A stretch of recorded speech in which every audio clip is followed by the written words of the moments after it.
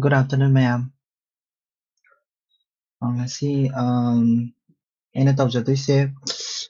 UPSC ki 2023 ki question khara ko aham question khara tawge adum matang tawrokadoi na adum expect haidi sum yarigai ai thuna tawnaba tawba ngamnaba honajarake ko aduga kanosu tawnaba haidi maru aina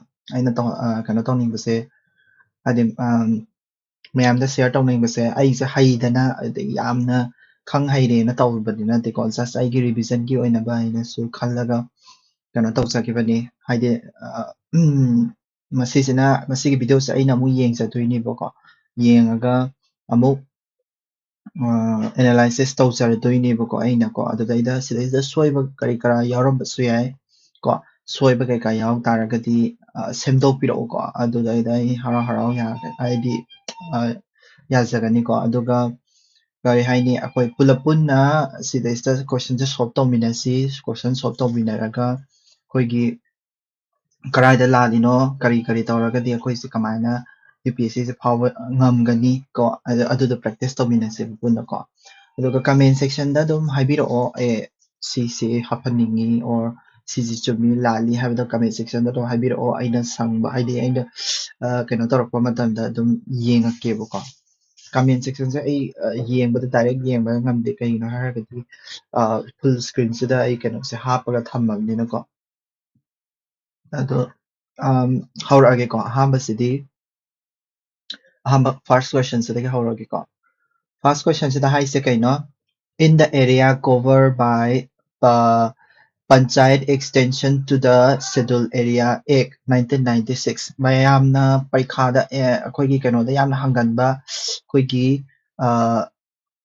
PISA Act ana ko akoigi sigi Act se yamna hanganba ko kano neba akoigi yamna hanganba Act amaneba ko PISA Act haise kamain tawge harakanda PISA Act se ko paaba matamda akoina hanganba Act haina dum lei ko ado PISA Act sisu one of the important Act PISA Act nataba akoina atopada hangalise UAPA guys ko sisum hangalleba ko adagi RPA guys tum hangalleba RPA Act ko Representation of People's Act ko si hanganba Act khara adum lai Act khara adum hanjana chana hangba yaba Act mayam ama lai ko adugumba Act singse ayamana loinama phaba ma haidi phaba natraga so fajana nainaba ma changiba ko organization khara su lei organization khara sisu adum yengadabani ko ahambada ma haise kaino PISA Act sigi matung inna what is the role of Gram Sabha yamunda hanjana yengudraga su Gram Sabha hai taragadi akoina village level le habsima akoi understand tawrase ko Gram Sabha se kaineba village level le na understand tawrase question se kamaina khot kani adudune ko aina hajaragadoise village level ne na khalase village level gi Gram Sabha gi pradhan kari kara me amam leidana pradhan ko adagi jila ko adagi Gram Sabha gi level mayam leido mayam duna tawba thabak singdo haidi khara manba singdo ai harakebo ko Gram Sabha has the power to prevent alienation of land in the scheduled area da Gram Sabha sina koigi land mingon da pithokiba natraga mina oigiba khotkiba se Gram Sabha sina thinge habani asise ai chumra lambra ai khangdri ko because ai PISA Act se sana padri ko ado Gram Sabha has the ownership of minor forest produce minor forest produce habidi kaino akoigi sing aidi akoigi forest product haitare resin gumba fruits gumba adegi forest product macha haitare achauba nataba achauba didi timber gumba ko forest produce ta achauba hairagadi timber gumba adugumba dunibu ko adudo minor forest produce se masi Gram Sabha da ownership se lei habani ko masi je chumba yai lambe yai asi ani sisu ai khangdreba ko ai khangdre na khalasiba ko ai khangdre na khalasiba recommendation of Gram Sabha is required for granting prospecting license on mining lease for any minerals in the scheduled area yung common na ipasibo ko gram sabha si ki recommendation che changye hai ko kari for prospecting license or mining list mining tauba natraga license pibada changi ko any mineral sida isa ama haire to any mineral siguma se mudi yengo ko any mineral hairak taragadi mineral khudimak se gram sabha da tum hangtari braba mineral mining tauba se gram sabha da tum hangtari braba खुदम अꯣꯏꯅ ꯍꯥꯏꯔꯁꯤ ꯌꯨꯔꯥꯅꯤꯌꯝ ꯐꯪꯉꯦ ꯈꯜꯂꯁꯦꯕ ꯑꯩꯈꯣꯏꯒꯤ ꯈꯨꯡꯒꯪꯁꯤꯗ ꯌꯨꯔꯥꯅꯤꯌꯝ ꯐꯪ ꯇꯥꯔꯒꯗꯤ ꯌꯨꯔꯥꯅꯤꯌꯝ ꯍꯥꯏꯕꯁꯦ ꯈ꯭ꯋꯥꯏꯗꯒꯤ ꯇꯥꯡꯕ mineral ꯑꯃꯅꯦꯕ ꯑꯗꯨꯗꯩꯗ ꯒ꯭ꯔꯥꯝ ꯁꯥꯕꯥꯅ ꯌꯥꯗ꯭ꯔꯦ ꯑꯩꯈꯣꯏ ꯌꯨꯔꯥꯅꯤꯌꯝꯁꯦ ꯂꯧꯕ ꯌꯥꯔꯣꯏ ꯍꯥꯏꯅ ꯊꯤꯡ ꯇꯥꯔꯤꯕ꯭ꯔꯥ ꯀꯟꯇ꯭ꯔꯤꯗꯨꯒꯤ ꯆꯥꯎꯈꯠꯅꯕ ꯌꯨꯔꯥꯅꯤꯌꯝ ꯍꯥꯏꯕꯁꯦ ꯌꯥꯝ ꯗꯔꯀꯥꯔ ꯂꯩꯌꯦꯕ ꯀꯟꯇ꯭ꯔꯤ ꯑꯃ ꯆꯥꯎꯈꯠꯅꯕꯒꯤꯗ ꯑꯗꯨꯗꯨꯅ ꯚꯤꯂꯦꯖ ꯑꯃꯗꯨꯗꯤ ꯑꯗꯨꯗ ꯂꯩꯕꯗꯣ ꯃꯣꯏꯒꯤꯗꯣ ꯊꯥꯡꯇꯣꯛ ꯊꯥꯡꯖꯤꯟ ꯇꯧꯔꯒ ꯑꯗꯨꯒꯤ ꯚꯤꯂꯦꯖꯇꯣ ꯑꯩꯈꯣꯏꯅ ꯍꯥꯏꯗꯤ ꯅꯦꯆꯔꯗꯕꯨꯗꯤ ꯁꯣꯛꯇꯣꯏꯅꯤ ꯕꯠ ꯇꯧꯕꯇꯕꯨ ꯑꯗꯨꯒꯤ ꯁꯣꯛꯏꯕ ꯀꯣꯚꯔꯗꯣ ꯌꯨꯔꯥꯅꯤꯌꯝꯒꯨꯝꯕ ꯄꯦꯇ꯭ꯔꯣꯂꯤꯌꯝꯒꯨꯝꯕ ꯐꯪꯉꯦ ꯈꯜꯂꯁꯦ ꯒꯣꯜꯒꯨꯝꯕ ꯐꯪꯉꯦ ꯍꯥꯏ ꯇꯥꯔꯒꯗꯤ ꯁꯔꯀꯥꯔꯁꯤꯅ ꯒ꯭ꯔꯥꯝ ꯁꯚꯥꯗꯨꯗꯒꯤ ꯃꯥꯒꯤ ꯍꯥꯏꯗꯤ ꯒ꯭ꯔꯥꯝ ꯁꯚꯥꯒꯤ ꯃꯠꯄ ꯅꯠꯇꯕꯗꯀꯣ ꯒ꯭ꯔꯥꯝ ꯁꯚꯥꯅ ꯌꯥꯗ꯭ꯔꯒꯁꯨ ꯁꯔꯀꯥꯔꯗꯨꯅ ꯅꯝꯗꯅ ꯇꯧꯈ꯭ꯔꯅꯦꯕ ꯑꯗꯨꯗꯨꯅ ꯒ꯭ꯔꯥꯝ ꯁꯚꯥꯒꯤ ꯄꯥꯋꯔꯗ ꯀꯣ ꯍꯥꯏꯗꯤ ꯁꯤꯗꯩꯁꯦ ꯑꯦꯅꯤ ꯃꯤꯅꯔꯦꯜ ꯍꯥꯏꯕꯗꯤ ꯌꯥꯗ꯭ꯔꯦꯕ ꯃꯤꯅꯔꯦꯜ ꯈꯔꯗꯤ ꯌꯥꯏꯑꯕꯀꯣ ꯃꯤꯅꯔꯦꯜ ꯈꯔ ꯆꯨꯝꯅꯒꯤ ꯃꯤꯅꯔꯦꯜ ꯈꯔꯗꯤ ꯃꯥꯏꯅꯤꯡ ꯇꯧꯕꯁꯦ ꯍꯥꯏꯗꯤ ꯒ꯭ꯔꯥꯝ ꯁꯚꯥꯁꯤꯅ ꯊꯤꯡꯕ ꯉꯝꯃꯦꯕ ꯕꯠ all the mineral ꯍꯥꯏꯕꯗꯨꯗꯤ ꯃꯁꯤꯗꯤ ꯌꯥꯝ extreme ꯑꯣꯏꯃꯟꯈ꯭ꯔꯦꯕꯀꯣ ꯍꯥꯏꯗꯤ schedule ꯑꯦꯔꯤꯌꯥꯗ ꯂꯩꯖꯩ ꯍꯥꯏꯇꯥꯔꯒꯁꯨ ꯃꯥꯏꯅꯤꯡꯁꯦ ꯑꯝꯇ ꯌꯥꯔꯝꯃꯔꯣꯏꯕ ꯅꯠꯇ꯭ꯔꯒꯗꯤ ꯒ꯭ꯔꯥꯝ ꯁꯚꯥꯅ ꯊꯤꯡꯉꯦꯅ ꯑꯝꯇ ꯌꯥꯔꯝꯃꯔꯣꯏꯕ ꯁꯣ ꯑꯦꯅꯤ ꯃꯤꯅꯔꯦꯜ ꯍꯥꯏꯕꯁꯦ ꯁꯤ ꯔꯦꯗ ꯐ꯭ꯂꯦꯒꯅꯦꯕꯀꯣ ꯑꯗꯨꯗꯨꯅ ꯃꯁꯤꯒꯤ ꯁ꯭ꯇꯦꯠꯃꯦꯟꯁꯤꯃ ꯂꯥꯜꯂꯅꯦꯕ ꯀꯣ ꯑꯁꯤꯒꯨꯝꯕ ꯍꯥꯏꯗꯤ ꯁꯤꯒꯨꯝꯕ ꯍꯥꯏꯗꯤ ꯁꯨꯡꯈꯪ ꯈꯪꯗ꯭ꯔ ꯇꯥꯔꯒꯗꯤ ꯀꯣꯏꯁꯟꯁꯦ ꯁꯨꯡꯈꯪ ꯈꯪꯗ ꯇꯥꯔꯒꯗꯤ ꯁꯨꯃꯥꯏꯅ ꯇꯧꯕ ꯌꯥꯝꯅ ꯑꯦꯛꯁꯇ꯭रीꯝ ꯑꯣꯏꯕ ꯑꯦꯅꯤ ꯃꯤꯅꯔꯦꯜ ꯍꯥꯏꯒꯨꯝꯕꯀꯣ ꯌꯥꯝꯅ ꯍꯥꯏꯗꯤ ꯑꯁꯤꯒꯨꯝꯕ ꯄꯣꯠꯁꯦ ꯍꯥꯟꯅ ꯊꯤꯁꯦꯕ ꯑꯗꯨ ꯑꯣꯏ ꯇꯥꯔꯒꯗꯤ ꯁꯤ ꯊꯤ ꯇꯥꯔꯒꯗꯤ 3ꯁꯦ ꯂꯥꯜꯂꯦ ꯍꯥꯏ ꯇꯥꯔꯒꯗꯤ ꯁꯤꯁꯨ ꯂꯥꯟꯈ꯭ꯔꯅꯤ ꯀꯣ ꯁꯤꯁꯨ ꯂꯥꯟꯈ꯭ꯔꯅꯤ ꯀꯣ ꯑꯗꯨ ꯑꯣꯏ ꯇꯥꯔꯗꯤ ꯂꯥꯁꯇ ꯂꯩꯍꯧꯔꯤꯁꯤ ꯀꯩꯅꯣ ꯁ꯭ꯇꯦꯠꯃꯦꯟ ꯑꯅꯤꯁꯦ Gram Sabha has the power to prevent alienation of the land in the schedule areas ꯌꯦꯡꯉꯣ ꯋꯥꯟꯁꯤꯗꯤ ꯑꯅꯤꯃꯛꯇ ꯌꯥꯎꯔꯦ ꯑꯗꯨꯗꯨꯅ ꯋꯥꯟꯁꯤꯗꯤ ꯌꯦꯡꯉꯔꯣꯏ ꯋꯥꯟꯁꯤꯗꯤ ꯁꯨꯡꯁꯣꯏ ꯁꯣꯏꯗꯅ ꯆꯨꯝꯃꯝꯃꯅꯤ ꯇꯨꯁꯦ ꯌꯦꯡꯗꯣꯏꯅꯦꯕ ꯇꯨꯁꯦ ꯂꯥꯟꯕ꯭ꯔꯥ ꯆꯨꯝꯕ꯭ꯔꯥ Gram Sabha has the ownership of minor forest produce ꯃꯁꯤꯁꯦ ꯌꯥꯝ ꯆꯨꯝꯕ ꯃꯥꯜꯂꯦꯕ ꯑꯗꯨꯗꯅꯤ ꯁꯤꯗꯗꯤ 50-50% ꯂꯥꯛꯑꯦꯕ ꯍꯥꯏꯗꯤ ꯑꯣꯞꯁꯟ ꯑꯅꯤ ꯈꯛꯇꯪ ꯉꯥꯏꯔꯕꯅꯤꯅ ꯑꯩꯈꯣꯏꯅ ꯁꯤꯅꯦꯕ 50-50% ꯍꯥꯏꯁꯦ ꯑꯩꯒꯤ ꯏꯟꯁꯇꯤꯡꯗꯒꯤ ꯈꯜꯂꯒꯗꯤ ꯒ꯭ꯔꯥꯝ ꯁꯚꯥꯗ ꯃꯥꯏꯅꯔ ꯐꯣꯔꯦꯁ ꯄ꯭ꯔꯗꯛꯁꯤꯗꯤ ꯀꯩꯒꯤꯅꯣ ꯍꯥꯏꯔꯒꯗꯤ ꯑꯩꯈꯣꯏꯒꯤ ꯐꯣꯔꯦꯁ ꯄ꯭ꯔꯗ꯭ꯌꯨꯁꯁꯤꯗꯒꯤ ꯑꯩꯈꯣꯏꯒꯤ ꯏꯁꯥ ꯍꯤꯡꯖꯔꯤꯕꯅꯦꯕ ꯒ꯭ꯔꯥꯝ ꯁꯚꯥꯒꯤ ꯃꯤꯆꯝ ꯃꯌꯥꯝꯁꯤꯡꯁꯦ ꯍꯤꯡꯖꯔꯤꯕꯅꯦꯕꯀꯣ ꯚꯤꯂꯦꯖꯇ ꯂꯩꯕ ꯃꯤꯁꯤꯡꯁꯦ ꯃꯥꯏꯅꯔ ꯐꯣꯔꯦꯁ ꯍꯣꯏ ꯎ ꯌꯥꯟꯒꯦ ꯍꯥꯏꯕ ꯅꯠꯇꯦꯕ ꯎꯈꯣꯡꯗ ꯇꯥꯕ ꯎ ꯃꯆꯥ ꯃꯆꯥꯗꯣ ꯂꯧꯖꯒꯦ ꯍꯥꯏꯕꯅꯤ ꯁꯤꯡ ꯑꯣꯏꯅꯕꯀꯣ ꯑꯗꯒꯤ ꯀꯩꯅꯣ ꯄꯥꯝꯕꯤ ꯃꯅꯥ ꯃꯦꯗꯤꯁꯤꯅꯦꯜ ꯄ꯭ꯂꯥꯟ ꯊꯠꯆꯒꯦ ꯍꯥꯏꯕꯅꯦꯕ ꯑꯗꯨꯒꯨꯝꯕ ꯃꯥꯏꯅꯔ ꯐꯣꯔꯦꯁ ꯄ꯭ꯔꯗ꯭ꯌꯨꯁꯁꯤꯗꯤ ꯁꯨꯡꯁꯣꯏ ꯁꯣꯏꯗꯅ ꯑꯥꯎꯅꯔshipꯇꯗꯤ ꯒ꯭ꯔꯥꯝ ꯁꯚꯥꯗ ꯄꯤꯔꯝꯒꯅꯦꯕꯀꯣ ꯑꯗꯨꯗꯨꯅ ꯃꯁꯤ ꯆꯨꯝꯃꯦꯕ ꯑꯁꯦꯡꯕꯩꯁꯨ ꯄꯤꯁꯥ ꯑꯦꯛꯀꯤ ꯃꯇꯨꯡ ꯏꯟꯅ ꯃꯁꯤꯁꯦ ꯆꯨꯝꯃꯤꯀꯣ ꯑꯗꯨꯗꯨꯒ ꯁꯤꯁꯨ ꯆꯨꯝꯃꯦꯕ ꯑꯗꯨꯒ ꯁꯤꯁꯦ ꯂꯥꯜꯂꯦꯕ ꯑꯗꯨꯗꯨꯅ ꯑꯣꯞꯁꯟꯁꯦ ꯀꯔꯝꯕ ꯑꯣꯏꯔꯅꯤ ꯍꯥꯏꯔꯒꯗꯤ ꯕꯤꯁꯨ ꯑꯣꯏꯗꯣꯏꯅꯦꯕ ꯑꯗꯨꯃꯥꯏꯅ ꯀꯣꯏꯁꯟꯁꯦ ꯇꯁꯦꯡꯅ ꯈꯪꯗ꯭ꯔꯦ ꯍꯥꯏꯔꯒꯁꯨ ꯀꯣꯏꯁꯟꯁꯦ ꯀꯣ ꯇꯁꯦꯡꯅ ꯈꯪꯗ꯭ꯔꯦ ꯍꯥꯏꯔꯒꯁꯨ ꯃꯥꯒꯤ ꯁꯤꯖꯤꯟꯅꯔꯤꯕ ꯋꯥꯔꯗꯤꯡꯗꯨꯒꯤ ꯃꯇꯨꯡ ꯏꯟꯅ ꯁꯤꯖꯤꯟꯅꯔꯤꯕ ꯋꯥꯔꯗꯤꯡꯁꯤꯒꯤ ꯃꯇꯨꯡ ꯏꯟꯅ ꯑꯩꯈꯣꯏꯅ ꯑꯟꯁꯔꯁꯦ ꯈꯨꯝꯕ ꯌꯥꯏꯑꯕꯀꯣ ꯅꯦꯛꯁ ꯀꯣꯏꯁꯟ ꯑꯃꯨꯛ ꯆꯠꯁꯤ ꯄꯥꯔꯂꯤꯌꯥꯃꯦꯟꯇ ꯀꯩꯗꯧꯒꯦ ꯍꯥꯏꯔꯀꯥꯟꯗ ꯑꯦꯖꯣꯔꯃꯦꯟ ꯃꯣꯁꯟ ꯀꯣ ꯁꯤꯗ ꯍꯥꯏꯔꯦ ꯄꯥꯔꯂꯤꯌꯥꯃꯦꯟ ꯑꯣꯐ ꯏꯟꯗꯤꯌꯥꯗ ꯑꯦꯖꯣꯔꯃꯦꯟ ꯃꯣꯁꯟꯁꯤꯒꯤ ꯄꯔꯄꯣꯁꯁꯦ ꯀꯩꯅꯣ ꯍꯥꯏꯕꯀꯣ ꯑꯦꯖꯣꯔꯃꯦꯟ ꯍꯥꯏꯕꯁꯦ ꯀꯩꯅꯣ ꯑꯦꯖꯣꯔꯃꯦꯟ ꯍꯥꯏꯕꯁꯦ ꯑꯩꯈꯣꯏꯒꯤ ꯂꯣꯏꯁꯟꯕ ꯍꯥꯏꯕꯅꯦꯕꯀꯣ ꯂꯣꯏꯁꯟꯕ ꯅꯠꯇ꯭ꯔꯒ ꯊꯤꯡꯕ ꯅꯠꯇ꯭ꯔꯒ ꯌꯩꯊꯣꯛꯄ ꯍꯥꯏꯕꯁꯦ ꯑꯦꯖꯣꯔꯃꯦꯟ ꯍꯥꯏꯌꯦꯕꯀꯣ ꯑꯗꯨꯒ ꯃꯣꯁꯟ ꯍꯥꯏꯔꯛ ꯇꯥꯔꯒꯗꯤ ꯃꯣꯁꯟ ꯑꯩꯈꯣꯏꯒꯤ ꯄꯥꯔꯂꯤꯌꯥꯃꯦꯟꯇ ꯅꯪꯅ ꯑꯗꯨꯝ ꯄꯥꯔꯂꯤꯌꯥꯃꯦꯟꯀꯤꯁꯦ ꯃꯑꯣꯡꯁꯦ ꯁꯨꯝ ꯅꯩꯅꯕꯁꯦ ꯇꯥꯔꯒꯗꯤ ꯃꯣꯁꯟ ꯍꯥꯏꯔꯛ ꯇꯥꯔꯒꯗꯤ ꯑꯦꯅꯤꯊꯤꯡ ꯄꯨꯈꯠꯄ ꯍꯥꯏꯕꯅꯦꯕ ꯑꯩꯈꯣꯏꯒꯤ ꯊꯕꯛ ꯑꯃ ꯇꯥꯟꯅꯁꯤ ꯗꯤꯕꯦꯠ ꯑꯃ ꯇꯧꯁꯤ ꯀꯥꯏꯅ ꯄꯨꯈꯠꯄꯗꯣ ꯑꯩ ꯅꯣꯏ ꯗꯤꯕꯦꯠ ꯌꯥꯎꯔꯒꯗꯤ ꯈꯪꯒꯅꯤ ꯑꯩ ꯃꯁꯤꯒꯤ ꯀꯩꯅꯣꯒꯤ ꯗꯤꯕꯦटिꯡ ꯄ꯭ꯂꯦꯠꯐꯣर्ꯝ ꯑꯁꯤꯗ ꯃꯣꯁꯟ ꯑꯃꯈꯛ ꯄꯨꯈꯠꯆꯔꯦ ꯃꯁꯤꯒꯤ ꯃꯣꯁꯟꯗꯨꯗꯤ ꯗꯤꯕꯦꯠꯀꯤ ꯇꯣꯄꯤꯛ ꯄꯨꯈꯠꯄꯗꯣ ꯑꯗꯨꯗꯨꯅꯦꯕ ꯑꯦꯖꯣꯔꯃꯦꯟ ꯃꯣꯁꯟ ꯍꯥꯏꯔꯛ ꯇꯥꯔꯒꯗꯤ ꯗꯤꯕꯦꯠ ꯇꯧꯅꯕ ꯀꯣ ꯗꯤꯕꯦꯠ ꯇꯧꯅꯕ ꯀꯔꯤ ꯍꯥꯏꯕ ꯉꯁꯥꯏꯒꯤ ꯅꯣꯔꯃꯦꯜ ꯄꯥꯔꯂꯤꯌꯥꯃꯦꯟꯒꯤ ꯄ꯭ꯔꯣꯁꯦꯁꯇꯣ ꯇꯣꯛꯊꯣꯛꯑꯒ ꯗꯤꯕꯦꯠ ꯇꯧꯅꯕ ꯑꯩꯈꯣꯏꯒꯤ ꯀꯩꯅꯣ ꯇꯣꯄꯤꯛ ꯑꯃ ꯄꯨꯈꯠꯂꯛꯄ ꯍꯥꯏꯕꯅꯦꯕ ꯀꯔꯤ ꯀꯔꯤ ꯍꯥꯏꯕ ꯍꯧꯖꯤꯛꯀꯤꯗꯣ ꯑꯦꯖꯣꯔꯃꯦꯟ ꯃꯣꯁꯟ ꯑꯦꯖꯣꯔꯃꯦꯟ ꯈꯛꯇꯪ ꯍꯥꯏꯔꯝꯃꯒꯗꯤ ꯄꯥꯔꯂꯤꯌꯥꯃꯦꯟꯗ ꯄꯨꯡꯇꯣꯛ ꯇꯣꯛꯄ ꯍꯥꯏꯗꯣꯏꯅꯦꯕ ꯕꯠ ꯑꯦꯖꯣꯔꯃꯦꯟ ꯃꯣꯁꯟ ꯍꯥꯏꯔꯛ ꯇꯥꯔꯒꯗꯤ ꯄꯥꯔꯂꯤꯌꯥꯃꯦꯟꯁꯦ ꯇꯣꯛꯑꯒ ꯑꯩꯈꯣꯏꯒꯤ ꯗꯤꯕꯦꯠ ꯇꯧꯅꯅꯕ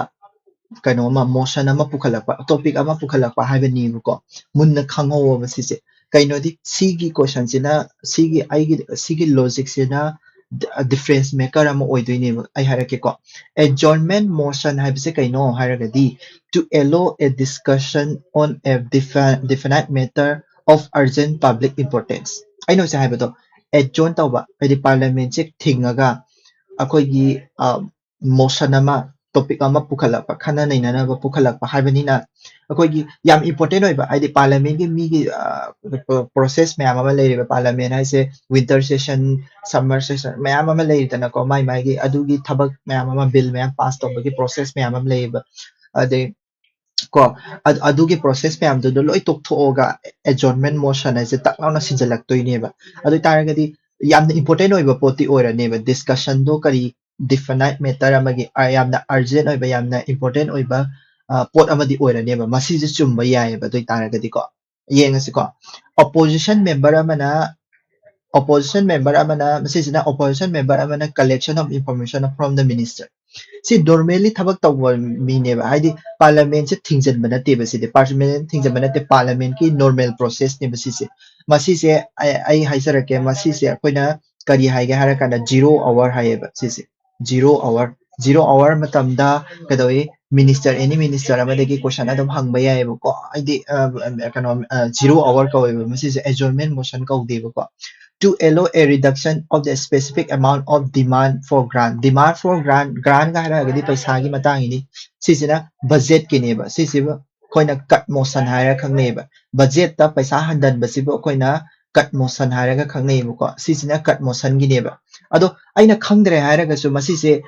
parliament se thingjanba ambo yaudeba. Option number B su parliament thingjanba ambo yaude. Option number C su parliament thingjanba ambo yaude. Aduga motion haiba idi ngasai debate ama pukhalakpagi discussion ama tawbagi adudu yaudeba sidi information lawba haibani discussion gi natte sisina paisa handa haibani discussion gi natte ba ko motion ama natte ba hai motion kano haibani debate tawnabagi amta natte ba ko aduga to postpone the proceeding or to check the inappropriate or violent behavior on the part of the some member ꯑꯩꯈꯣꯏꯒꯤ ꯄꯥꯔꯂꯤꯌꯥꯃꯦꯟꯁꯦ ꯑꯦꯗꯖꯣꯔꯟ ꯇꯧꯔꯦꯅ ꯑꯃ ꯍꯥꯏꯕꯅꯦꯕꯀꯣ ꯄꯥꯔꯂꯤꯌꯥꯃꯦꯟꯁꯦ ꯍꯣꯔꯦꯟ ꯄꯨꯡ 2ꯐꯥꯎ ꯌꯩꯊꯣꯛꯆꯔꯦ ꯍꯦꯛꯇ ꯃꯤꯁꯦ ꯂꯥꯡꯃꯟꯈꯤꯗꯅ opposition ꯄꯥꯔꯇꯤꯁꯤꯅ ꯂꯥꯎꯕ ꯈꯣꯡꯕ ꯀꯩꯅꯣꯗ ꯐ꯭ꯂꯣꯔꯗ ꯆꯪꯁꯤꯜꯂꯛꯄ ꯈꯣꯠꯄ ꯇꯧꯕꯗꯒꯤ ꯄꯥꯔꯂꯤꯌꯥꯃꯦꯟꯁꯦ ꯄꯣꯁꯄꯣꯟ ꯇꯧꯕꯁꯦ ꯃꯁꯤꯁꯤꯅ ꯑꯦꯗꯖꯣꯔꯟ ꯇꯧꯕ ꯍꯥꯏꯕꯅꯦꯕ ꯒ꯭ꯌꯥꯟ ꯇꯥꯔꯦꯀꯣ ꯄꯥꯔꯂꯤꯌꯥꯃꯦꯟꯁꯦ ꯉꯥꯏꯍꯥꯛꯇꯪ ꯂꯦꯞꯁꯤ ꯍꯥꯏꯕꯅꯦꯕ ꯑꯦꯗꯖꯣꯔꯟ ꯇꯧꯕ ꯄꯥꯔꯂꯤꯌꯥꯃꯦꯟꯁꯦ ꯑꯦꯗꯖꯣꯔꯟ ꯇꯧꯕ ꯍꯥꯏꯁꯤꯅ ꯃꯁꯤꯁꯤꯅ ꯄꯥꯔꯂꯤꯌꯥꯃꯦꯟꯁꯦ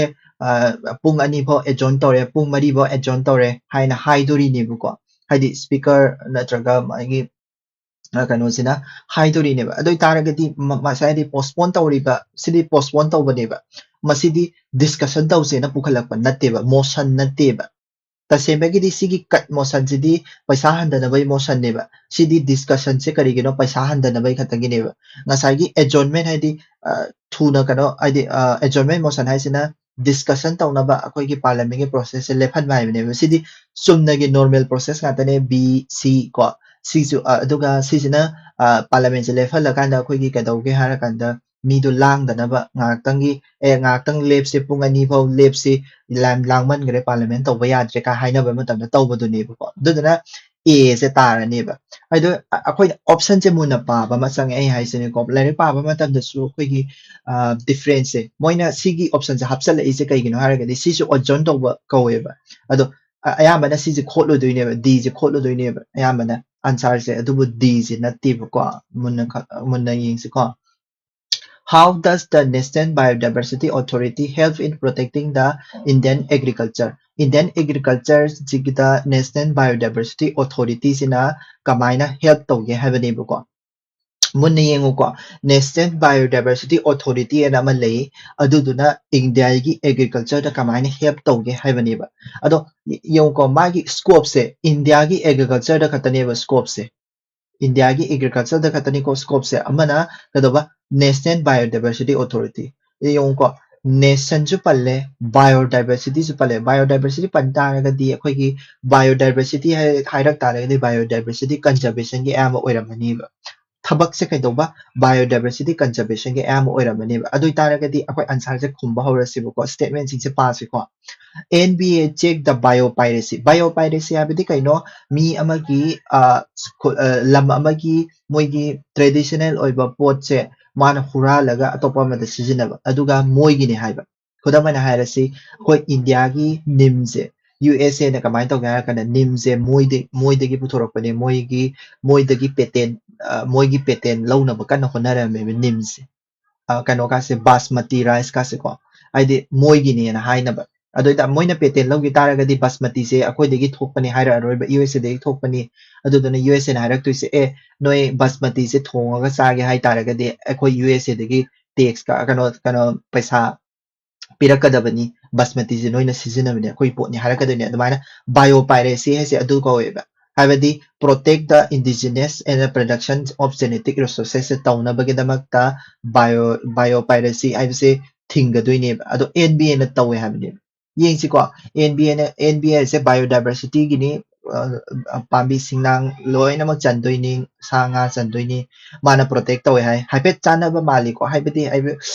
जेनेटिककी रिसोर्सकी मतांगदसु पल्ले अदगी कनोगी मतांगदसु पल्ले अखोगी बायोपायरेसीगी मतांगदसु पल्ले अदुदुना अखोगी बायोडाइवर्सिटी से कंजर्व तौनबा मीना लौगिदनबा मागी तौबा मालिको हाइफेट येंगसिको सि चुम्बा माले अदुगा नेक्स्ट स्टेटमेंट अमु येंगसेबको ANBA directly monitor हाइबेदि कइनो येंगसनबा supervise हाइबेदि कइनो supervise तौबको scientific research on a genetic modification of cropland genetically modified तौरबा खुदमोइना BT cotton BT brinjal BT मैम अमा लेग्रेको हाइबे कइनोसि genetically modified तौरबा crop सिंगसे monitor तौवे supervise तौवे येंगसले मोइना supervise तौवे यो बायोडाइवर्सिटी कन्नबा लेबा मीसिना कोइगी जेनेटिककी थबक याम चावग्रबा साइंटिफिक रिसर्च अमा येंगसलेगा हाइबसे खितंग हाइदि मागी थबकतगी लैथोगा अतोपा फिबा अमदि येंगसनबसु मालेबा अदगी कइदोगे हारकांदा अमा ngasa हाइबसे नेशनल बायोडाइवर्सिटी अथॉरिटी हाइबनेबा इदि मसी आदि ngसागी साइंटिफिक रिसर्च कुंबा तौबसिदि करी कराइदा तौवे ऑर्गेनाइजेशन आदि कोई एग्रीकल्चरल रिसर्च की दे कनो एग्रीकल्चरल कने ICAR ले अदगी साइंटिफिक अकोगी स्पेस की रिसर्च की दे ISRO ले अशिगुम्बसिगा नेशनल बायोडाइवर्सिटी अथॉरिटी सिगा हाइफेट मानबा वाटलेबा कइनो हारगदि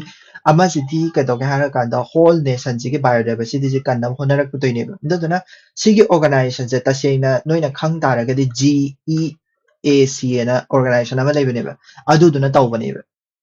ताग्रबा GEAC से मैम आइदि कनो तौरगदि खंगनेबा आइदि GEAC से ना तौबनेबा असेमगिदि GEAC हाइबसे जेनेटिकली इंजीनियरिंग एप्राइजल कमिटी हाइबनेबको माना तौबा थबकनेबा असेमगिदि जेनेटिकल इंजीनियरिंग के थबकसे अदुदुना NBA ngसाइगे हाइबा नेशनल बायोडाइवर्सिटी अथॉरिटी जनदि तौबा ओरमरय मसिजिमा पुरा लालेबको आइगे आइदि वाखंदसु दुम खंगंगमनेबको अदु लाले मसिसे लाले हाइबसे दारे हाइबा गमद्रगसु आई टेक्निक अमसु पुथोरकेबको एप्लीकेशन फॉर इंटेलेक्चुअल प्रॉपर्टी हाइबदि कइनो अखोइगी ngसाइगी बायोपायरेसी गा मरी लेनिको सिसु इंटेलेक्चुअल प्रॉपर्टी हाइ तारगदि अखोइगी इंटेलेक्चुअल प्रॉपर्टी राइट हाइसे कइनो अखोइगी कइनोसे तौदनबा अखोइगी पेटेंट हाइ तारे पेटेंट सिबो अखोइना इंटेलेक्चुअल प्रॉपर्टी राइट्स हाइबा अखोइना पेटेंट थंबा हाइसे कइनो आइना कइनो मा सारे पांबी अमा पुथोए जेनेटिकल इंजीनियरिंग तौरगा मदुदो इंटेलेक्चुअल प्रॉपर्टी राइट हाइरगा आइगी राइट नेबा इंटेलेक्ट ना पुथोकसगिबनेबको अदुदुना इंटेलेक्चुअल प्रॉपर्टी राइट ना हाइदोइनेबा आइना जेनेटिकल इंजीनियरिंग तौरगा बीटी कोटन अमा पुथोए अदु पुथोइबदो अदुदो आइगी राइट नेबको आई जेनेटिकल इंजीनियरिंग तौरगा पुथोकसबनेबा आइना इंटेलेक्चुअल आइगी कोकना सिजनरगा so biological resources can be made without approval of NBA की थबक से तौद्रगदी करी तौएबा application for intellectual property rights related to genetic biological research cannot be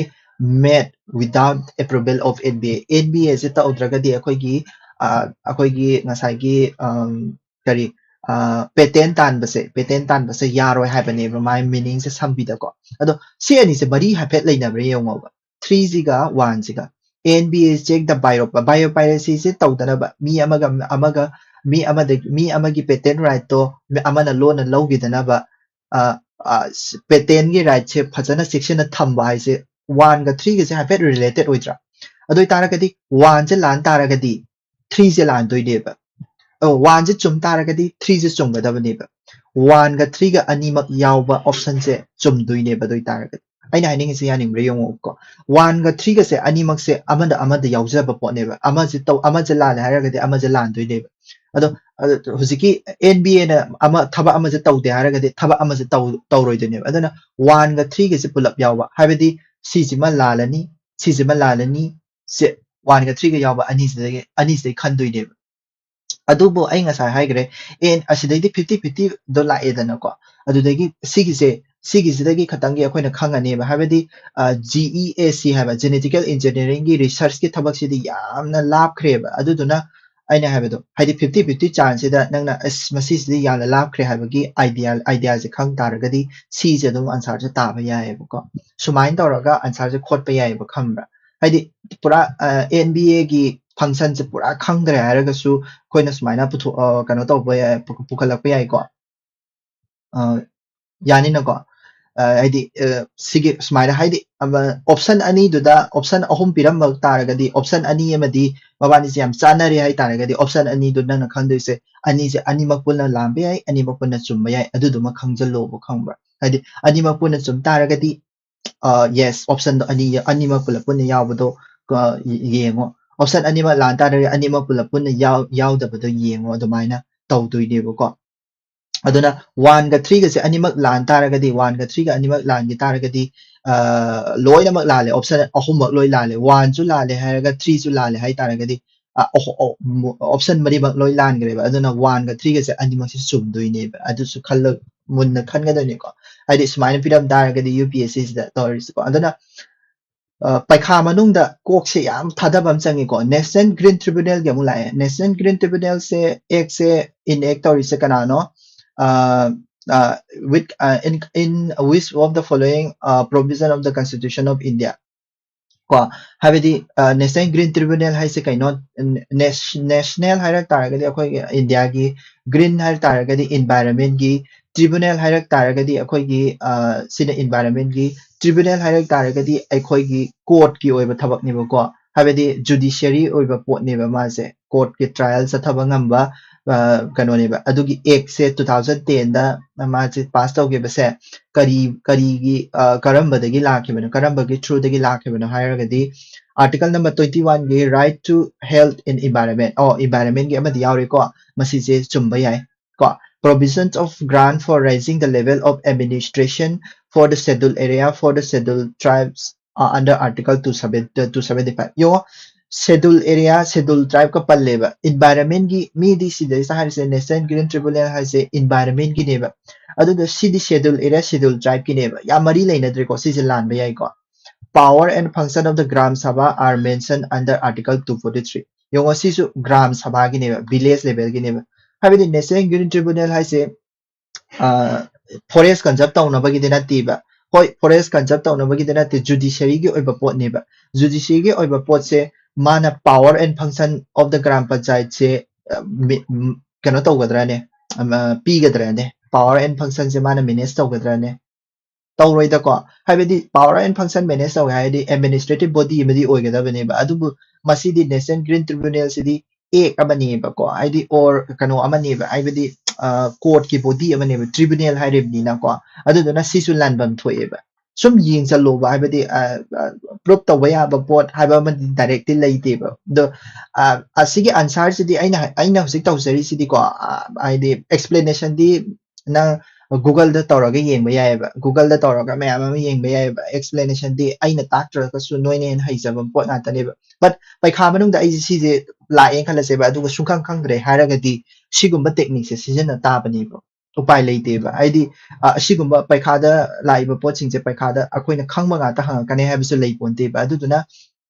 khara haidi akoi ki logic ki common sense ki logic ki sijana akoi khara di tum tawba ta bani ba ko adu si mamangi previous year question just 243A se yaw gi bani ko mamangi previous 2021 da 2011 da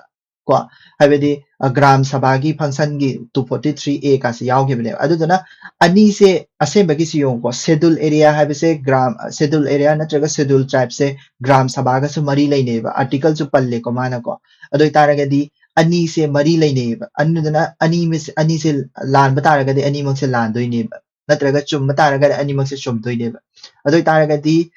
mana अखोगी answer से आइदि environment के मरी लेना बदी one से खत्म होय बनी ना वन से दे आंसर से को वन से दे कोइना NGT की मरम से कोई या पा बे आई को NGT ऐसे कइनो अदु कइनो मागी मखा द करी करी एक ले हा NGT से ना पान बे आबे एक से WPA ले को मैम में ले फॉरेस्ट राइट की एक ले मैम में ले को अदु मैम जी पा बे आई को if National Water Mission is properly and completely implemented. National Water Mission anomaly masise phasana implement toraba. How will it impact the country? Country se masise country se kaido kari torok toino sin. Country se kari country se da kari impact lak toino sin mo question se. Answer se dum post of biraga dum ye kamayam na dum khum ge su yai ka su kai de ko khum akhoi masen se khum na doine part of the water needs of urban areas will be met through recycling of wastewater habidi kaino akhoi gi national water mission habisida akhoi gi wastewater de ge akhoi ising se recycle to ba yai sineba ko water gi mission se de yawi sineba hoi wastewater ising se manghan da bagi property se akhoi water mission se da yarom basu yai ko yarom basu ai di water conservation ne ba asen bigi national water mission ai se water conservation gi ne aduduna water conservation the waste water se recycling to bai su yamna kana ba pot amani dana ko aduna yarom ba yai ko se akhoi yeng chum mali water requires of the coastal sites with inadequate alternative source of water will be made by adopting appropriate technology that allow use of ocean water. So me ko desalination haidi khoigi thumi seng be ising samudra gi ising se khoina thumi selan dana ba reverse osmosis ka tawdana khotana technology afa fa basisana dana khoi water se sidagi shungba ngamna ba habedi coastal area do ita ga di water se season ba ya drinking water se shungna ba khoi technology season ga tawi asi se water mission da yaw gani khoi chumi ko khoi india se su coastal area me am lai badina so si su chumba ya all the rivers of the Himalayas yung ko red flag ama hana hore eba all the river of the Himalayas Himalayan origin will be linked to the river of peninsular India si badi oithok trawani superman la aju oitho aroi ba ko ai di peninsular India da lai river khudimak se Himalayan river gi river khudimak ka samna ne hai bisi oithok trawa wari ne ba ko asisima oitho oidaba potni logically adum yadre aduna masisima lalamani ko haidi 3 se lale he khangmadagi 3 yawa sing je loi kakhat pigro ko aduna ngasai gi 1 ga 2 ga di chumamina answer je dum 4 je pa ding da answer je dum tare b ko b je ne ban answer 4 se ju param se ko kari maram gi lali no da haipet yengam se la le haite haite asisu option amani aduna ai si se la mane ba soidana ma ki ai di ngasai gi 3 se lan gra mina 4 yaw option jing si de loi la ni dana ko aduna 4 se ka da bai la ni no haipetang yengam se ko the expense incurred by farmers for digging bore wells and for installing motors and pump set to draw groundwater will be completely ka hare se onko si su red flag amani ko completely reimbursed by the government adoi taragadi aisu tawragene as government na aigi borewell tawba adagi motor ngang base motor gi leibase government na loi pi ne adu motor chonga mu leibase government na pesa pizara ani na leirasi ne khoi tawrasi ne yaroi da pone ba practically impossible oi pone government ne likhra pone ko adu na kamai pi doino hoi ko subsidy pi ba yai ko adi kano labor matam da paisa je water pump labor matam da si subsidy pi ba yai but loina ma completely pi ba kai du di nana adu di oil roi ba ko adu na force su la ni ko adu ni yai ko si ko style of solving ta ba consider the following provision matang yang si directive principle of state policy as enshrined in the constitution sidai ya using the directive principle of state policy gi kano ga tani haire ko makhai gi singse ma ise kaino question je loina full da pathoksi alduga which of the above are Gandhian principle Gandhi na tawba thabaki principle ne Gandhi na pamamba principle jo kari kari no sine ko Gandhi gi sembagi di directive principle of state policy se ahum thona khaidoi ko ahum thona adu di khangna na tra ai di Gandhi gi adagi socialist amadi adagi intellectual gi haina tongan tongana ahum thona khaido eba ahum thona khaido pase masigi ahum thona khaido isida Gandhi gi sina karam no sine ba Gandhi gi karam ba yauge sine Gandhi hai taraga di akhoi gi kai satyagraha non violence san hataba adagi khoi gi kai village panchayat ko cooperative societies village panchayat rural area ko AC ST ko adagi yu thakta drug kari kara chadaba ko cow san hataba ko adugumba adagi equal pay equal work sorry equal pay equal work to the social principle ne socialist ne ko equal pay equal work to the osiki haiba mathakta haigri village ki panchayat ki adagi kaino gi cooperative society ki adagi kadauge harakanda weaker section of the society AC ST ki ko adagi yu thakta ko adagi sa san hataba cow hataba ko adugumado yawri yengsiba securing for citizens of India uniform civil code secure tawba haibani uniform civil code po hairak taragadi religion oiba pot ne ba ko religion punamak se chap manana yengaga tawba haibani ba uniform civil code haisu ko so religion ki matang dadi Mahatma Gandhi sungai hairak te ba so asisima lalani ko organizing village panchayat sidi Gandhi si apa ma subject ni ko adagi promoting cottage industry in a rural area palle adu taragadi Gandhi si apa ma subject ni shishu adagi securing for all the workers reasonable leisure and cultural opportunities adi worker gi adagi kari adi worker gi association gi cultural opportunities piba khotpa asiguma mayam siksidi kanagi adi kanagi oidoina worker gi palakpa ade worker gi equal opportunities kaina palakpa sidi masidi worker kaina palaba adagi koigi equal pay equal work kaina palaba adu itaragadi madidi moidi socialist ne social society gi level gi ne ko socialist ne adu dana siju socialist ne adagi sigi kano sisu aidi sisi religion ki matana palaba adagi sisina liberal oibai ne liberal intellectual ne sisina ko so kadorage hara kanda akoi di 2 ga 3 ga se Gandhi gi orane adu ta ga di 2 ga 3 ga se kholani ko sise adom ngasagi elimination method to pala su yai ko aidi ama chumaga di ama khangning sing ga di mai tawra pala su ai but Gandhi gi oibani na Gandhi gi nature do khanga ga dum angka jo khol su yai ba so saben da wi ko union territories are not represented in the Rajya Sabha da union territories se represent tau dabrane tau daba yaroi kai gina ha ga di Rajya Sabha ha bisidi kai no khoi gi state phunamaki state phunamaki representation tawbam ni ba adu dana union territory loina mak hairak taraga di all the union territory hairak taraga di la ni ba ko all the pandi ba union territory ayamba di representation thai ba except Lakshadweep ka Daman Diu ga ko atai di loina ma representation thai ba ko Rajya Sabha da representative lai ba aduna nang na zum khangamani newspaper toina pa taragadi Aam Aadmi Party se Delhi da power kan da moigi mihut se Rajya Sabha daga wanga maga thingnaramgani ba ko TV da ba adu do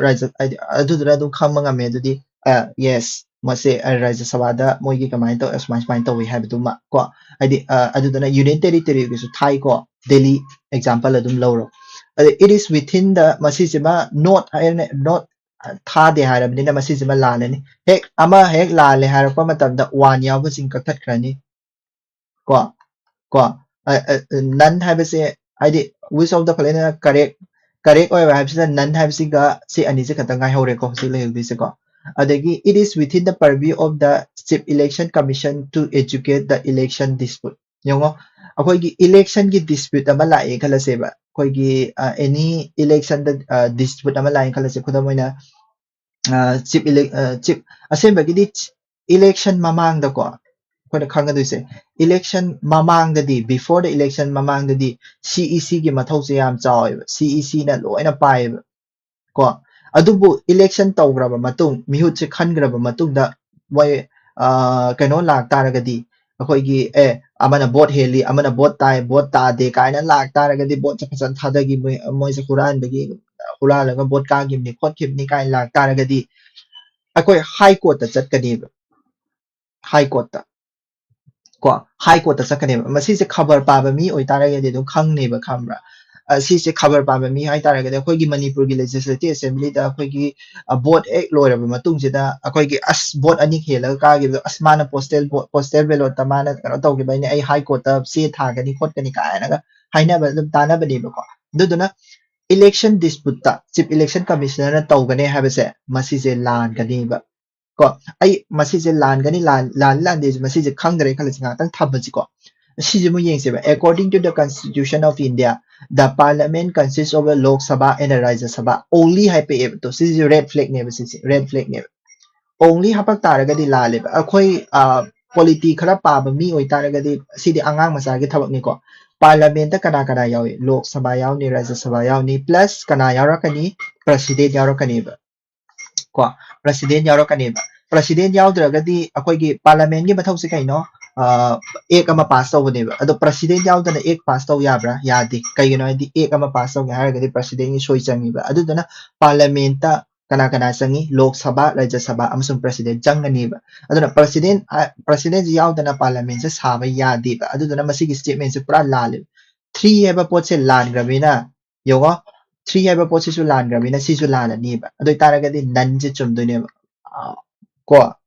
को ngसाइगी 2 से लाली चुम्मी हाइद्रगसु 3 सिदंग लाले खंगबदा अइना 2 से अइना 2 गी pot से मसु खंग खंगद्रे हाइरगसु 3 से लाले high लाले खतंग खंगबदा मतंदा अखोय अदुम answer से खुंबा ngमनीबा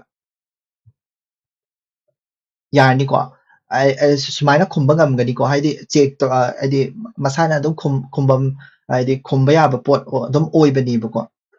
अदुगा इंफॉर्मेशन मसा अमतंग हापचलमगेबको इंफॉर्मेशन मसा अमतंग हापचलमगेबा अखोयगी इलेक्शन की मतांगी डिस्प्यूट होलाबा कनादा वाकट कदी इलेक्शन की मतांगी डिस्प्यूट आईदी एमएलए को एमएलए मंत्री की एमएलए की मतांग डिस्प्यूट होलाबा एमपी की मतांग एमपी खनबी की मतांग डिस्प्यूट होलाबा अदु तारगदी कनादा वाकट कनी हाई कोर्ट वाकट कनी करीगुंबा इलेक्शन सिदा करीगुंबा प्रेसिडेंट की मतंग डिस्प्यूट होलाबा नत्रगा वाइस प्रेसिडेंट की मतंग डिस्प्यूट होलाबा कनादा वाकट कनी सुप्रीम कोर्ट वाकट कनी को करीगुंबा अखोयगी 10 शेड्यूल की मतुंग इना 10 शेड्यूल एदि खंगे को defection तौबदो party अमदगी party अमदा चोगुबगी defection तौबदो अदुदैदा तौरक तारगदी Kannada वाकट कनी स्पीकर नत्रगा चेयरमैन द वाकट कनी स्पीकर नत्रगा चेयरमैन द वाकट कनी को करीगुंबा 10 शेड्यूल की मतुंग इना कनो तौ तारगदी चेयरमैन स्पीकर नत्रगा चेयरमैन द वाकट कनी करीगुंबा मीदो अखोयगी ऑफिस ऑफ प्रॉफिट पाइरमबा नत्रगा माजे कॉन्स्टिट्यूशन इंद्रबा अदि एमएलए मंत्री जिंगसे नत्रगा अखोयगी मागी पार्लियामेंट्री प्रिविलेज से फजाना सिजनद्रबा अदु तारगदी कनादा वाकट कनी को डिस्क्वालीफाई तौबा हाय तारे को 10 शेड्यूल नतबीदा डिस्क्वालीफाई तौरबा अदु तारगदी कनादा वाकट कनी हारगदी प्रेसिडेंट वाकट कनी नत्रगा एमएलए कनोगे ओरगना एमएलए गे ओरगना गवर्नर द वाकट कनी गवर्नर द वाकट कनी से वाकट फम से खंगो को सिसे सिगी पोट से क्वेश्चन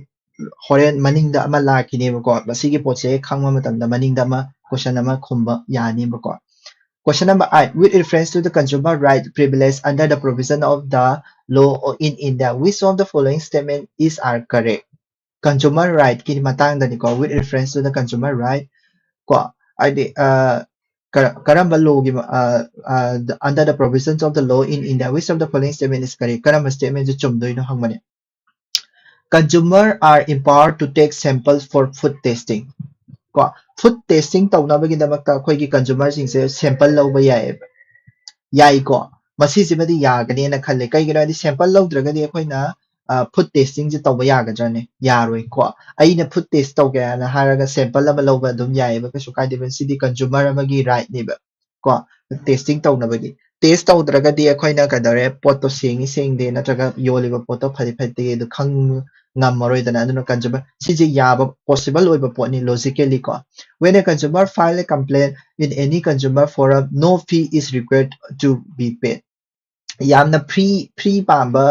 ꯄꯣꯠ ꯑꯣꯏꯇꯥꯔꯒꯗꯤ ꯍꯣꯏ ꯂꯤꯒꯦꯜꯒꯤ ꯃꯦꯇꯔ ꯑꯌꯥꯝꯕꯁꯦ ꯐ꯭ꯔꯤ ꯑꯣꯏꯅꯩ ꯑꯗꯨꯗꯨꯕꯨ ꯑꯩꯈꯣꯏꯒꯤ ꯀꯟꯖꯨꯃꯔ ꯑꯃꯅ ꯀꯝꯄ꯭ꯂꯦꯟ ꯑꯃ ꯐꯥꯏꯜ ꯇꯧꯕ ꯈꯨꯗꯤꯡꯒꯤ ꯐꯣꯔꯝꯁꯤꯗ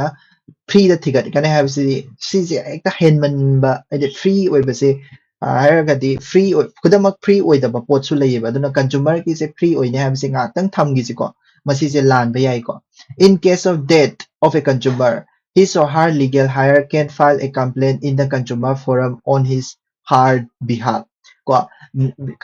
ꯄꯣꯠ ꯑꯃ ꯌꯨ ꯑꯃ ꯊꯛꯎꯕꯗꯒꯤ ꯅꯠꯇ꯭ꯔꯒ ꯄꯣꯠ ꯑꯃ ꯆꯥꯔꯨꯕꯗꯒꯤ ꯃꯤꯁꯦ ꯁꯤꯔꯦ ꯈꯜꯂꯗꯤ ꯃꯤꯗꯨꯒꯤ ꯈ꯭ꯋꯥꯏ ꯃꯔꯤ ꯃꯇꯥꯅ ꯅꯛꯅꯕꯅ ꯀꯣꯔꯠꯇ ꯀꯦꯁ ꯇꯧꯕ ꯌꯥꯏ ꯐꯥꯏꯜ ꯇꯧꯕ ꯌꯥꯏꯑꯕꯀꯣ ꯁꯤꯗꯤ ꯆꯨꯝꯅꯦꯅ ꯈꯜꯂꯦ ꯑꯩꯒꯤ ꯋꯥꯈꯜꯗ ꯁꯤꯗꯤ ꯆꯨꯝꯅꯦ ꯌꯥꯝ ꯊꯤꯅ ꯆꯨꯝꯅꯦꯅ ꯈꯜꯂꯦ ꯑꯗꯨ ꯑꯣꯏꯇꯥꯔꯒꯗꯤ ꯊ꯭ꯔꯤꯁꯤꯃ ꯆꯨꯝꯃꯦ ꯋꯥꯟꯁꯤꯃ ꯆꯨꯝꯃꯦ ꯊ꯭ꯔꯤꯁꯦ ꯆꯨꯝ ꯇꯥꯔꯒꯗꯤ ꯑꯣꯞꯁꯟ ꯑꯍꯨꯝꯁꯦ ꯊꯣꯛꯂꯛꯑꯦ ꯋꯥꯟ ꯆꯨꯝ ꯇꯥꯔꯒꯗꯤ ꯑꯣꯞꯁꯟ ꯁꯤꯁꯦ ꯊꯣꯛꯂꯛꯑꯦ ꯑꯗꯨꯅ ꯍꯥꯏꯗꯤ ꯋꯥꯟ ꯈꯛꯇꯪ ꯑꯣꯏꯕꯁꯤꯃ ꯀꯛꯊꯠꯈ꯭ꯔꯅꯤ 2 3 खितंग ओइबसिमा कक्थꯠꯈ꯭ꯔꯅꯤ को अदु तारगदी कदौरे 1 गा 3 गा नत्रगा 1 2 3 सिमा ओइरनी ngसाइगी ऑप्शन से लास्ट 50 दा 100 दा 100 को सिदगिदी अखोइना चांस से यामना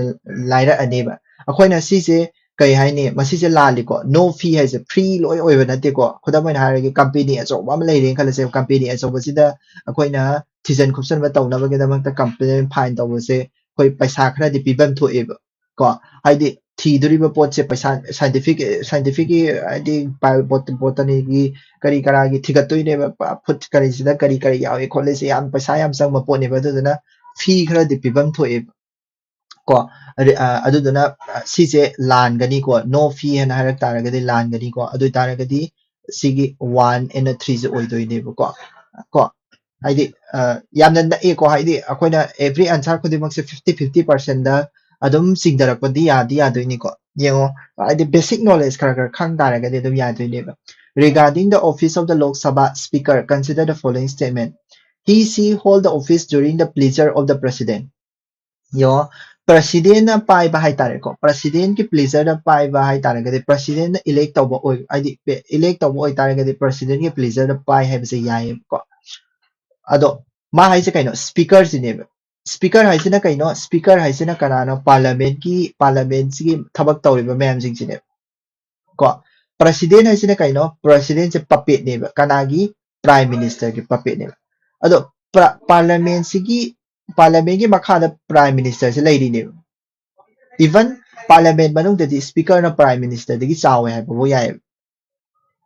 ko adu taragadi yaw power se speaker sina prime minister dagi prime parliament manung dadi chaw doineba adubu president sina amuk speaker mathak dagi chaw gi taragadi kai yone khenadra prime minister dagi speaker sina prime minister dagi hena chaw doineba parliament manung dadi but president sina speaker mathak dagi amuk chaw hai taragadi he or she hold the office during the pleasure of the president and harak taragadi power difference ama laktro ha speaker sina prime minister dagi chawre ba prime minister sina president dagi hena chaw doine ba ase bagedi ado sidaisa magi statement sina haise kaino president gi pleasure makhada speaker se thabak tawe haire ba ado itandi la loidro dadi lambam thoktro haidi president se prime minister makhada speaker do president da haraga president nang speaker se lauthokrane ba gantai ko ado mulna khallo adu ko aduduna masigi statement se malan pra lalani president nati ko tasebagi di speaker ama khanba or kano tawba speaker amagi power kan pi ba haibe se kanana pi parliament whole parliament duna pi bani ko parliament du chalaina ba parliament ki captain khanba gumbani he or she need not to be a member of the house at the time of his or election but has to become a member of the house within 6 months from the date of his election yongo अखोगी member नतबा मी अमना speaker ओइबा याब्राबा को अखोई सिदगी कनो अमा फारुरसेबा को मया कनो अमा स्पीकर मानबा अमा फारुरसेबा एकता फारगा मासे यो हेक्ता ओहन बा याब्राबा यादे को foreigner မှာဖားရခဲ့တော့ဟန်ရပါရတယ်ပဲ speaker ရဲ့ speaker မှာအွေပါစကဲတော့ parliament လို့အင်းချလိုက်ရတွေ့နေမှာဟက်တမီစမမနအွေပြပေါ်တေပါ election တော့တွေ့နေပါ election တော့က vote ဟာတနရကကလေးကတော့ကတွေ့နေပါအဒိုတနာမီစမမခတန်းတက်လောက်အဟန်ပြရတယ်ဟို minister ဒီအဟန်ပြရပါစီ minister ဒီအဟန်ပြရပါ minister အခွင့်နဲ့ minister စ parliament က member နဲ့တော့စ minister အဟန်ပြရပါအဒိုဘထာတော့ကမနုံဒမာစ parliamentary member adi MP की फॉर्म में दिखागा दबने में था तो कि मतुंग दा अदु दुने में माने मिक्स अप तो होली सिस्टम अदु दना खल्लो बा एजुम तो बा स्पीकर अमा ओइ गे हारा गदे यान चाव थमक मैम हम पूरा कदोइ ने बा अदु मिचा मामना ओयन बे यादब ने मसी जो लाना ने बा ऑप्शन अनि से लागे मतलब दा आंसर जो दम पुथोरा ने which of the following are correct आबने 1 2 जिबा लाले 1 2 3 सिजिबा लाले ने अदु तादे 3 only से सुम दे को Yengsi ko makagi nanse chumbrana ko he is intent to resign. The letter of his or her resignation has to be addressed to the deputy speaker. So me ko si the deputy speaker the p do ni ko. Habi di speaker se phamta ga ha ga di speaker se phamta matab the deputy speaker se na kano mohot sila ka do ni ko. Adu do ni ko adu do gini deputy speaker the p do ni ko adu si se madi chumbe ko 3 si di chumbe adu na 3 only. 3 only စနေအဲ့တော့နာစမိုင်းနခုံအဲ့ဒီခရမွန်ခန္ဒရကခုံပြီးကို last question နစီကိုင်းကို computer jam စာကလေ which of the following are included in the original jurisdiction of the Supreme Court original ဟာဘဒီကိုင်းနော်အဲ့ဒီ Supreme Court ကအခွင့်အရေး judiciary ကဘတန်ကလာပမတမ်ဒါ original ဟာရက်တာကဒီ Supreme Court တခတန်းထန်ကတ်ပြရပါဟိုင်ဘီကို original ဟာရကတိကရဲ့ဘာ Supreme Court တခတန်းထန်ကတ်ပြရပါအတိုင် court တထန်ကတ်ပြရတဲ့ Supreme Court တခတန်းထန်ကတ်ပြရပါကိုအစီစဘူးအခွင့်နာ original jurisdiction ဟာဘကို Supreme Court တခတန်းထန်ကတ်ပြရပါ original ဟာဒီ Supreme Court က original case နေဟိုင်းနေနီကိုအမိုင်းနေမစီစကရမ်ဘနော်ဟိုင်းမစီဒီ pura pure fake နီကို fake နေဟာဒီထန်ကတ်ပြရတဲ့ပေါ်ချူလိုက်ရပါပေါ်ချူလိုက် list လို့နေလိုက်ဘနီကို politics အန် politics ဒါ so dispute between the government of India and one or more state. Masi yeng se dum thok pa ya ba thabak ni aduna government of India ka state ani ka fudat na bada tawe hai hapetang yeng se tham gi si ko dispute regarding election to either house of the parliament or that of the legislature of the state. Habedi house of the parliament gi election the dispute tholak pa na chaga state ke legislature the dispute tholak pa masi shu Supreme Court ne yeng ba yai yeng da ba yai apet tham gi si ko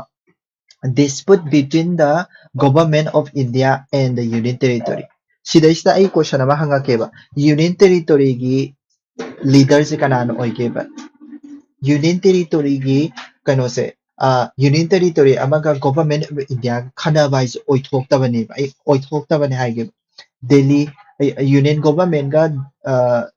Union Territory ga khana wise oy thok ta bane meaning di kari gino haraga di Union Territory ayamba se khoi gi center government na govern tawna ayamba oy aduduna dispute tholak pa haise haidi government of India ga Union Territory ga khana ba haise oy thok tabane sisima oy ba yaroi da pot ne khana taraga su government of India na adum gam gane khudamana Delhi da dum yengo Delhi gi Arvind Kejriwal na paire ba thabak se Union government na adum kakthatana leiramni sapmana na atopa Union Territory ayama da dum yengo sise dom chumdana leira dom pone ba aduna dispute tholak ba haise government of India na dom ngamado pone ba aduna Supreme Court na chang ba haise oi thok ta bane ba aduna masiji masunga yaroi ba ko masiji masunga ya 3 je lok thok ki tara ga di karam tare 3 je lok thok ki tara ga di sisima ko lok thok rani aduga 1 ga 2 ga natraga 1 ga 4 ga 1 ji ba di dum yare aduna 1 ji di khana ningai leitre 1 ji di chumme akoni yeng doi se kaino 1 2 je chumbra ko natraga 3 je chumbra ani se yeng doi de karam bane na likely oi ga 2 natraga 3 ji ga manung ja khoi khan doi ni ko sorry 2 natraga 4 ji ga manung sida dispute regarding election to either house of the parliament or that of the state legislature abana dispute between two or more state yong ko a dispute between the government of India and one or more state habesida two or more state ki khanabagi matang se sigi manung sida siji dum yauzarabne adu taragadi 1 yaw ta 1 ji chumme hai taragadi 4 ji chumbam thoi atai wari natana 1 ji chum gai taragadi 4 ji chumbam thoi adagi mo general possibility da ama yengsiba dispute regarding the either of the house of the parliament and the death of the legislature of the state abdi kaino MLA MLA masen khanabasibu Supreme Court adum yengadraba Supreme Court aise just masing yamdeba kunthra ra nifura katane leise ado MLA di kya lege MLA 1000 ki matak tale Manipur da di MLA humfu ne atopa state di kya lerangani mayam am lerangani MLA khanaba khudingi Supreme Court adum sa tare de Supreme Court ji pokhaira ne ba ko case mayam ado itaraga di na khangdu si kaino legislature of the state ki marak ta khanara pasidi karai de satkani legislature natraga house of the parliament ki khanarapasde akhoi ai ngasai sidai sa haijagibdo MLA MP sing khanarapa matamdadi kaidawi asigi election ki matangda kana dispute tholakpa matamdadi kaidawi karai da sakani high court ta sakadabane supreme court ta natiba aduduna masigi statement sa lan gani ba ko aduna assume to aibadi wakhanda khalloba si oiba yagadra oiba yaradra basic concept ngatane ba si basic concept sidagi laktori ni ba ko concept ai se adudune ba hekta like se ta paraga politics hekta paraga puna makhanga kanda masigi concern se khumbang ngamni haba natte ba adi jagat kana su gammoro ko UPSC ki question khudima oi khumbai dadi so C sina answer oidoi ba ko aigi answer jing se ayamana official answer de gi loi logropani ko aduna answer jing si de ayamana loi chungmani ko atopa answer kari chumbra lambra haidu di khangde UPSC na piba answer ni aina tawjari se ko okay 10 board exam le 10 board exam ki oina paro exam ko si ye gano haiba mo din natin but exam ki oina paro exam to so important oi ko but 10 ki all the best poirai ngamba mo rang the ko yengam taragadi ko sida lo shalage question se yamna hotpani ngamdre but I explain taw no hona ngai dani ko question jam hotpa ngamdre se but matung tarakpadai khara thuganna bo hona jarake ai nangna bo hona dini ko hantak tha sida nangbra yeng se 2011 12 abok loi box se ko 2025 box se do ai ngamna ba ai computer sina give up tawgidragadi ai gamna ba tawjarake ngahale raga muk tawrake cha ising cha thoga adudaga yeng se ko lo lo sal jarake ko ngai ramo ngasi di social tawra